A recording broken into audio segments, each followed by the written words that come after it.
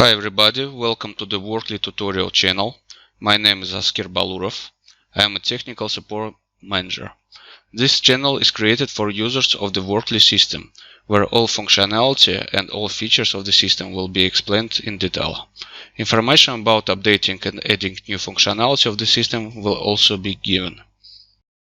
Workly is a time tracking system that has many options for marking the arrival and departure of your employees.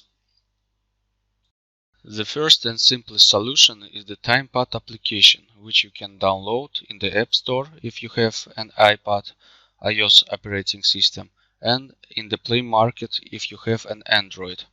Employees can be marked with a PIN code and password, or with the help of QR code. It is also possible to mark on geolocation if you download the application Workly Time and Attendance. Employees can be marked from their phone. This app can also be downloaded from the Play Market or App Store. Workly works great with biometric access control devices. There is support for three major manufacturers.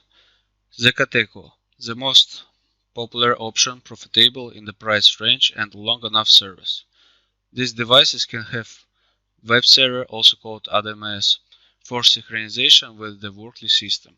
It is desirable to purchase devices with this function, but if it is not there, it is possible to install the device manager on your server computer, through which the device will send data to the Workly system. NVIS, relatively inexpensive and easy to use devices. Devices such as NVIS VF30, C2, C3, and C5 have a web server and the ability to synchronize with the Workly server. Supreme operators are more expensive devices from Korea, very reliable. They do not have the synchronization function with Workly via the web server, but work through the device manager. On this channel we also separately consider the connection of all types of devices.